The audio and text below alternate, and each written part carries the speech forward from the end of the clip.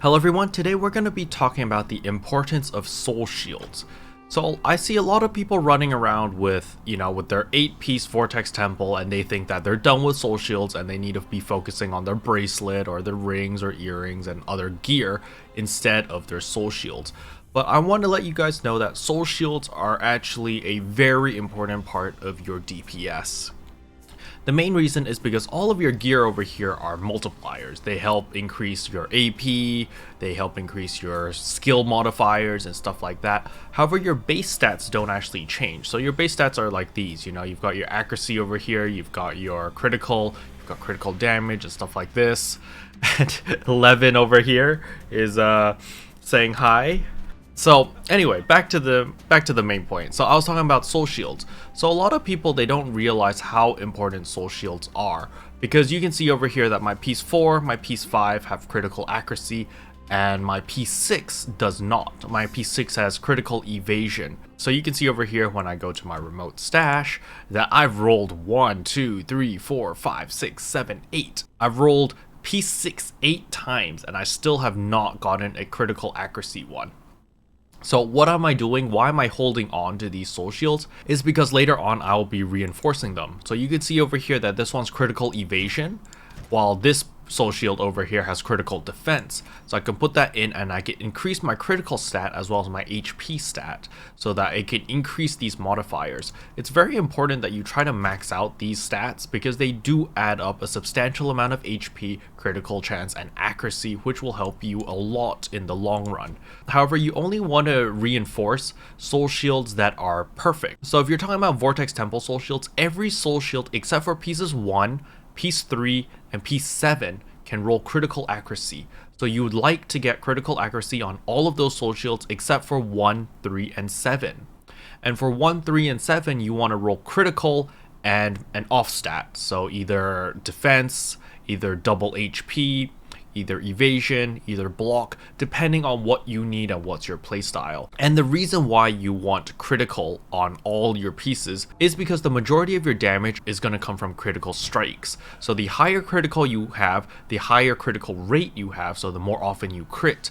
And then once you have this set up, then you can start working on your critical damage. So there's a lot of people talking about the whole Prophecy Necklace versus Vortex Temple Necklace, and the Prophecy Necklace really shines if you have high critical chance. However, if you don't have high critical chance, then the Prophecy Necklace is useless because it gives critical damage. However, if you're not critting because you have low critical chance, it kind of defeats the purpose because you won't be able to capitalize on the Prophecy Necklace critical damage if you're not critting.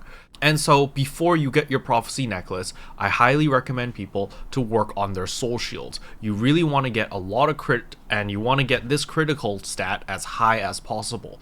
So you can see over here that the critical stat on my gunner is relatively low. I only crit 50% of the time. Well, if you look at my summoner, my critical stat is a lot higher. I'm critting around 60% of the time, and these are base stats. And after that, you have your Aransu weapon stacks, you have your bracelets procs, you have your soul procs, and all of these add up and help increase your critical chance and your critical damage and just your damage overall. However, you really want to get that base stat as high as possible, so when these buffs get added on top of it, you get even more crit chance, even higher crit chance, even higher crit damage, so that you can sustain more damage over time. And that's really what I wanted to talk about in this video. So the TLDR is your soul shields really matter. You really want to make sure that you have critical on every piece at the bare minimum. And then what you want to be aiming for is for critical accuracy on pieces 2, pieces 4, 5, 6, and 8. And then as for pieces 1, 3, and 7, 1, 3, and 7, you just want critical and then a random stat, depending on what you prefer. However, you really want critical on all 8 pieces so that increases your critical chance. Finally, after that, you do want to fuse them with primers so that you can increase your critical. So you can see over here that I've got plus 388 critical. However, on top of that, I have a primer which gives me an additional 178 critical. So I'm getting additional critical on this piece because of the primer. And the more expensive the primer you use, the higher the stat you can raise. However, you can only raise to the same amount of the maximum stat for this soul shield. So for this soul shield is 388. So the highest I can roll on a primer is 388. But essentially I'm doubling the effect on this soul shield. And that's why you really want to make sure that the soul shields you get are perfect, and then invest into reinforcing them to max them out, and then using primers on them to max that out.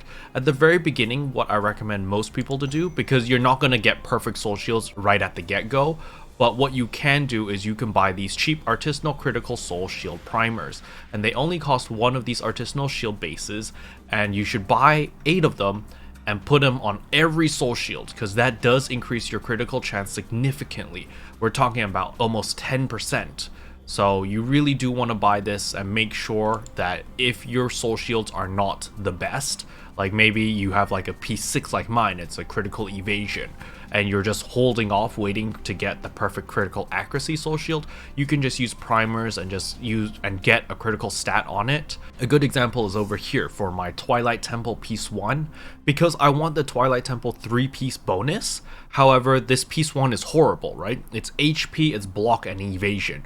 It doesn't have any critical stat. So what I did was I bought the cheapest primer, I put it on it, and I imbued it, so at least I have plus 190 critical. It's not the best, but it's a good band-aid for now, and it really does help in the long run to get all of your soul shields with critical until you can get better ones. But yeah, that's really all I wanted to cover in this video. Anyway, if this video helped, I would appreciate a subscribe, as it really does help out my channel. And as always, thanks for watching. I'll see you guys next time. Bye!